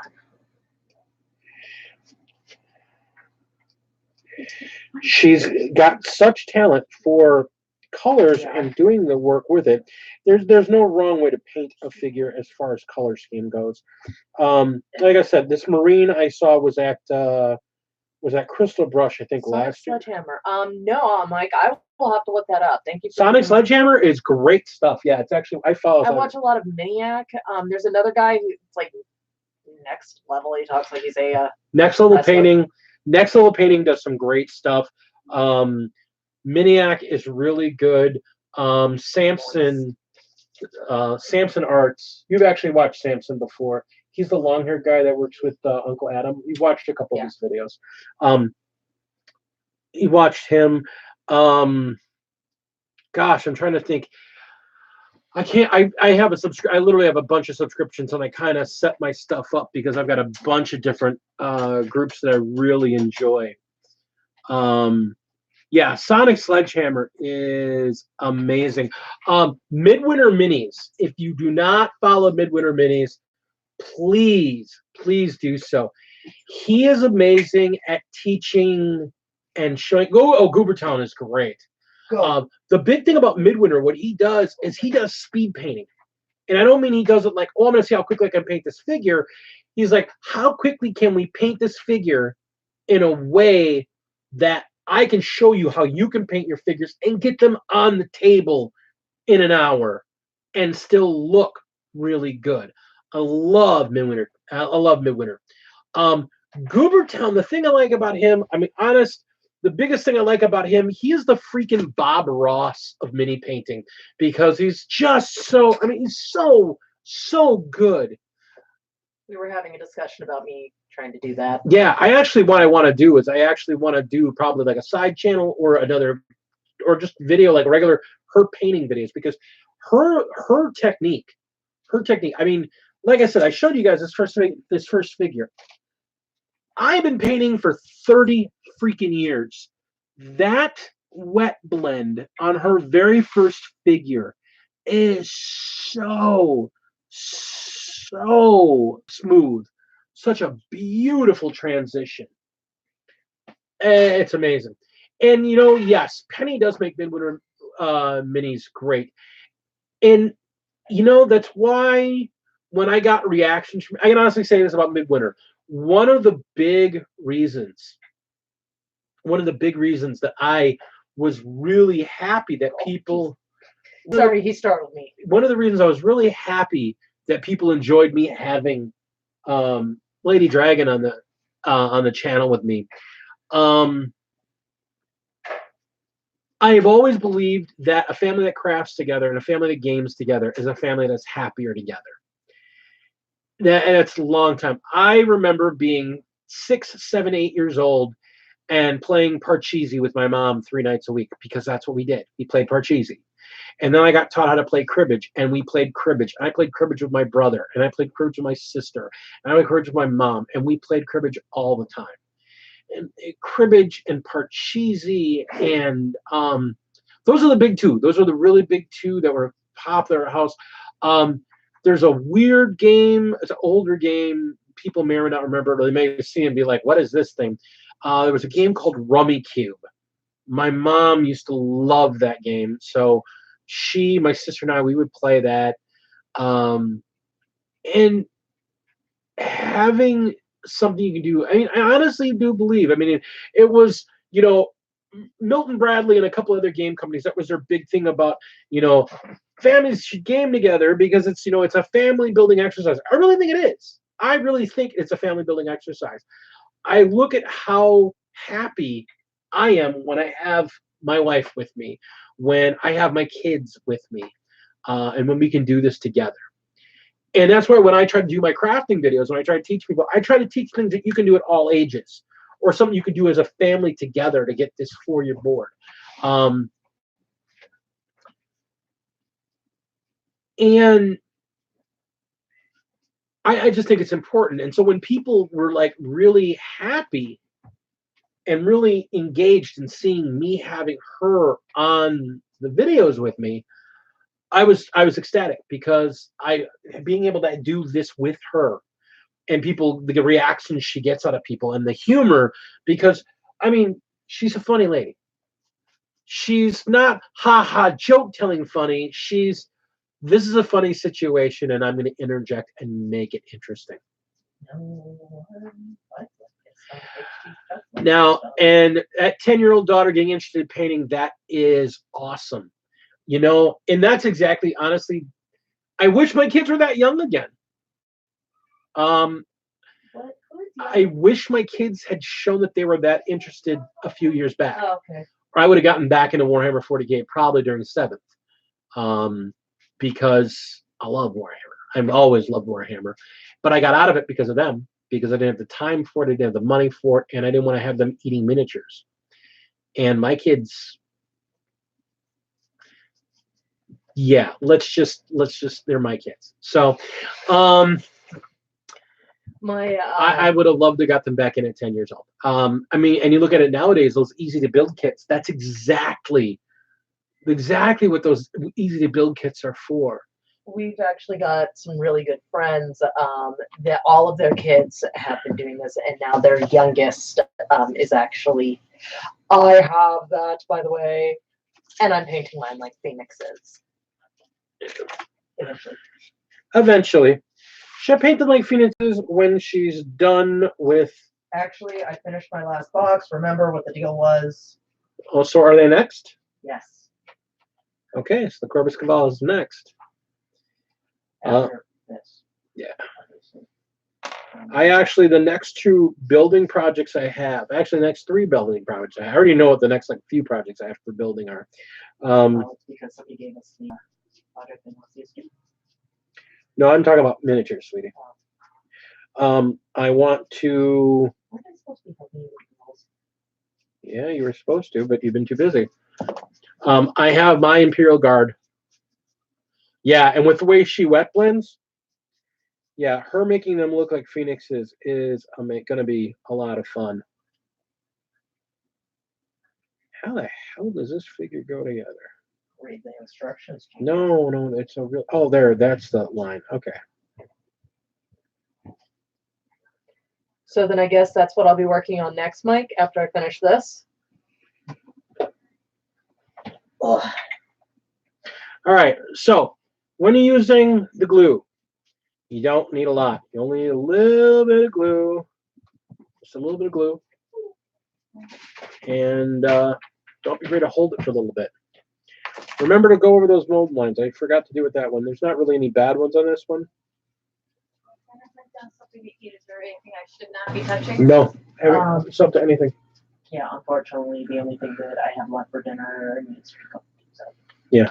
You're good to go. There's some ground turkey in there that I'm going to use to make some barbecue turkey again. So that's it. Yeah. So with her wet blending, those guys are going to. My next couple of projects, I have an Imperial Guard army that I got to finish. And it's a pretty complex army. It's going to have 3 tanks. It's got 3 Layman Russes, 30 Imperial Guard. The Psyker's already done. She's getting redone. I don't care what you say. No, it's fine. The company commander's got to get built. She's being kit bashed. And then I think that's pretty much it for that army. So there's that. That's going to happen because they're going with the Knights. That's what the Knights are being built for. It's my Imperial Soup Army. So it's Imperial Guard with some tanks. Potentially, I'd like to get 2 more units of mortarmen. So like 2 more heavy units. But then that's it. So I'll build what I have and then get them as I need. But the next 2 projects I'm working on is that I want to get these guys built for Warcry, and then I want to get Night Haunt. We actually have a box of Night Haunt that we're going to be building for Warcry as well. I actually want to do a bunch of Warcry stuff. I really do. I gotta say it straight out there. I love that game. I love 40K. Yes, I'm on Facebook. If you go to the IDIC beer group, I'm on there a lot. But otherwise, I put all my stuff out there. So my real name is Adrian Drake. The big D is my last name, Drake. Go ahead, feel free to throw me a friends on Facebook. Just let me know when you send me. Just go, hey, this is Mike from YouTube or whatever. I'll know who you are, and I'll get you added on there. I put all my projects on there. Twitter, Instagram, Facebook, everything I paint, I put out there. For whatever reason, I don't know. Those who've been watching my channel for a bit, that is the Kender. She is our roommate, and yeah, you can see the doorway from here. Oh. Hey, come here. Come here. Daddy's calling you. And this little freak. No, that's not a Dobby. This is Dobby. No, this is Artemis. She is our Dobby. She looks like one. And this is the lovely Kinder. She's the Wandering Kinder. She actually is the one who really started the revolution to get the entire family tour. And here's the thing. She's actually, if you look at some of my earlier videos, she's actually on them with me, helping me with stuff. Yeah, I'd love to see him. Actually, you can put them on Facebook. I'm actually going to be starting up a Gamecraft Dragon email address. So like, because I like what Mathos and Freak do on their show, where they have their art of the week. So I actually want to kind of start doing that. I got to get some video things handled because there's some things I don't know how to do yet in for live streaming. But I want to actually start reviewing other people's art and showing up other people's figures because, I mean, It's a community. it's a community, and that's what I'm really about. Yeah, teaching people to game, teaching people to make stuff, teaching people to play. These are all things I want to do. We actually want to do... No, go ahead and send it to me. Send it to me now. Let me see it. One of the things I really want to do, if we can get some Warcry boards, a couple more made, I'm working on it. We actually want to get some Warcry, like put a camera overhead and either live stream or do an after action battle report for Warcry or Kill Team, teaching people to play the game better and watching people play the game. Because I got to tell you, watching Winters SEO, he's a great channel. Him and Moorhammer, Moar Hammer. They do some really great battle reports for Warhammer 40K. I don't think there's enough channels doing Warcry and Kill Team battle reports, and they'd be much faster. I mean, you watch a good 40K battle report, that's 2 hours to watch the whole thing. I mean, I'll throw one on while I'm playing, and while I'm working on stuff, and I'll look at it a couple times. But I think if you can play a game of Warcry in 45 minutes, I can knock a battle report down to, a 15-minute report. But you get to see the main action, see the movement, and see the stuff. And I think that's a good idea. Just think, me doing commentary. Oh, hell. Oh, all right.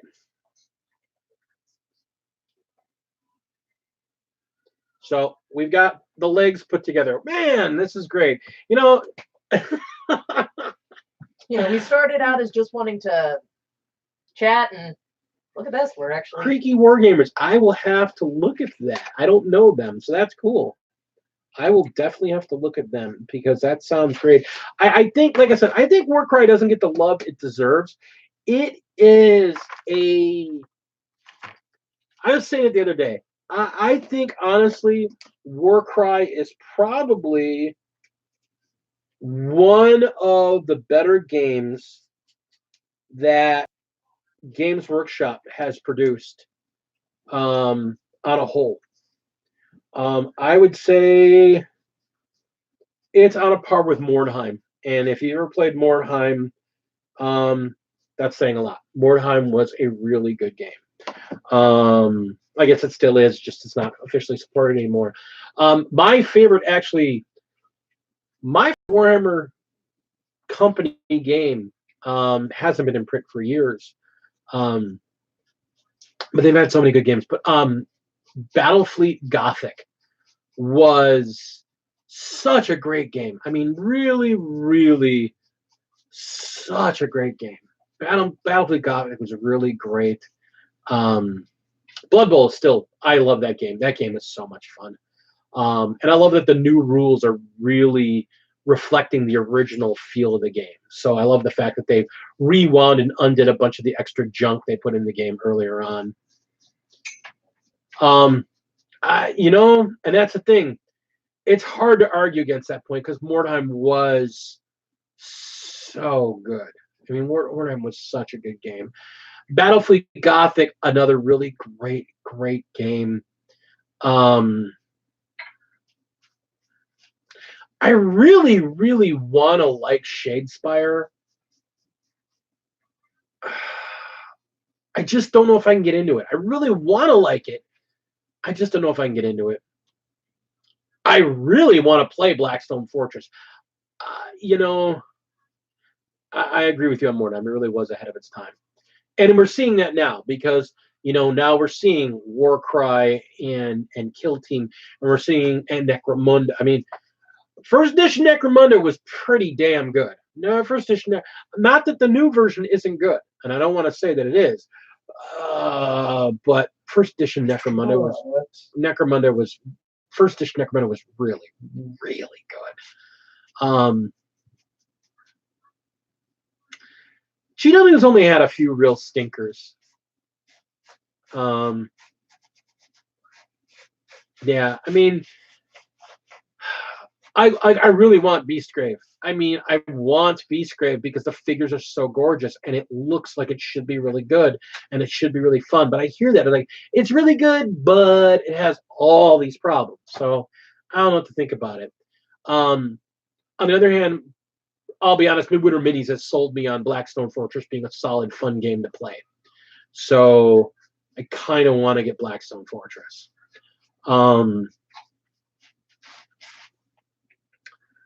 The original Space Hulk was a lot of fun. It's basically 40K in a tight conditions, but it was a really good game. Dread Fleet was a swing and a miss. Straight up swing and a miss. Good concept, but no, didn't work.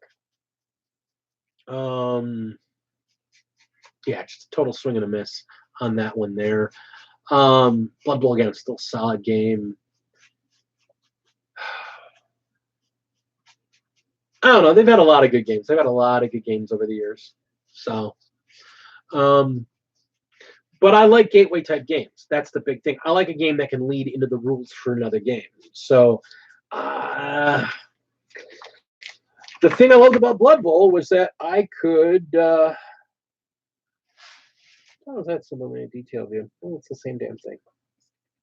Okay, 30 and 31. I like gateway games. I like a game that you can play and then you can play it using it to play another game. That was the only problem I ever had with the only ever complaint I had about Blood Bowl is you can't really use Blood Bowl figures for anything else. But it was still a wonderful game. I love that game. It was hilarious. He likes to play it also on the computer. I was glad to buy the PC, so I don't have to buy all those damn figures again. Because over the years, I've lost all of my teams. At one point, I had probably 8 or 9 teams made. Sorry, trying to find a figure out piece on a sprue here. 31, 31, 31, 31, 31, 31. And I'm just back here brushing layers. Did they literally put this on a completely separate sprue? Doesn't spread me much. 38, 13. What the hell does this piece look like again? Oh. It's a leg. It's a leg with a foot. That's 37. Ooh, what is that function here? Yeah, there it is. There.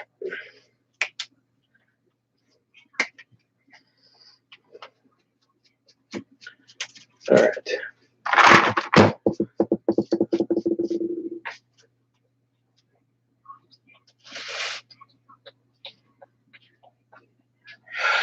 Yeah, like I said, I miss my team. My longest playing team. That's why I actually kind of like seeing the halflings come back, because my original team, and this tells you this is when rules were way different. You could have multiple faction teams, which doesn't look like you can do that anymore. I actually won we were running a league for a while there.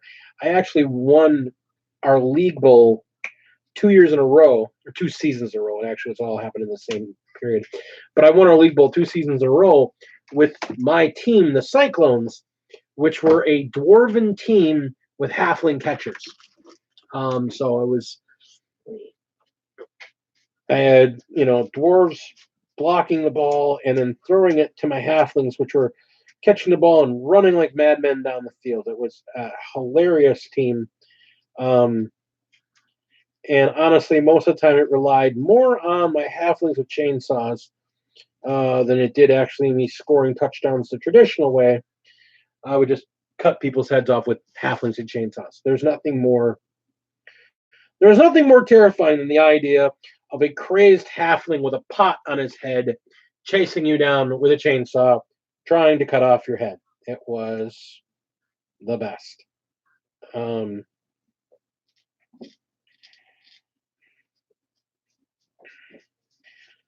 Somewhere around here, I still have my original orc cheerleader. It was the one figure that survived because I used her as a mascot for my gaming group at one point. So I made sure to keep her nice and safe.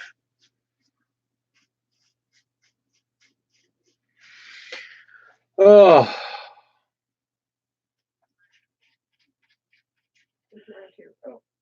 I gotta say, guys, I actually really enjoyed doing this. I enjoy just throwing on the camera and talking with y'all while I do this. Normally I sit here. Normally I just sit here listening to music and kind of just minding my own business, doing my thing. And my family either does stuff next to me or stays the hell away because Pain. no, not you, the rest of the family. No, that's because most of them are teenagers. Yeah, they stay away because dad plays music loud or plays weird music or tells them stories, and nobody wants to hear my stories anymore. So, but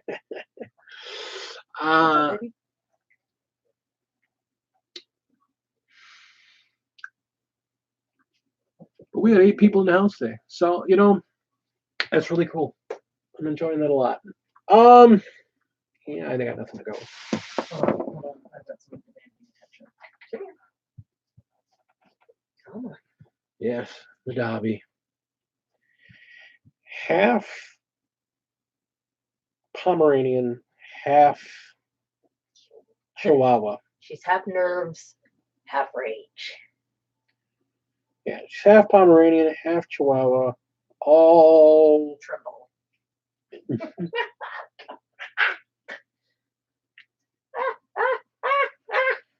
She is Get your the baby. butt out of my face. She is the baby. The funny thing is, she is fully grown. She is She's year and a half old. Yeah, come 4th of July, she'll actually be 2. What do you want? You stink. Okay.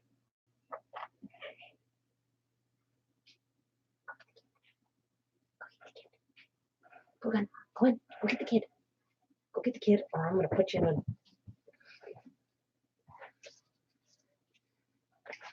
As you can tell, she loves to be cuddled. These Stormcast figures, I built one Stormcast figure. These are actually the first group of Stormcasts I've actually really built. I hear people complaining about the Sigmarines all the time.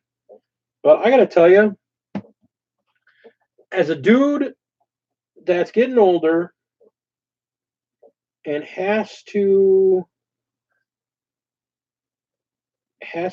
use readers to actually see what he's doing anymore, I'm kind of digging the slightly bigger scale.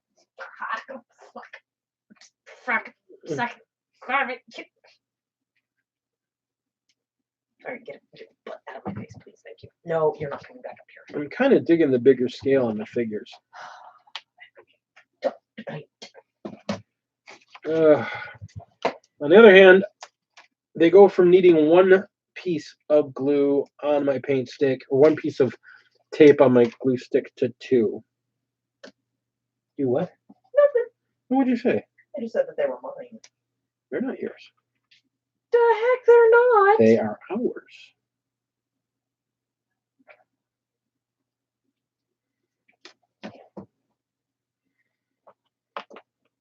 I'm going back to my painting. I was going to say, considering for the kill team, for Warcry, I think you need 4 to build an entire unit. yours and mine. I don't give a damn. Fine, you paint 4 of them, and I'll paint the other 4. Well, I'm gonna build that list again because my list is gonna be different than yours. Because I believe there's another guy I can use. I don't have to just use these guys. Which is why I want to buy that Shadespire box. Because it has to do with the Falcons.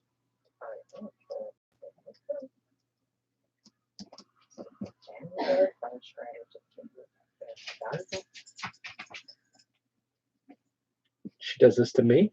And it's okay when she does it to me, but when I do it back, she's a mean old lady. The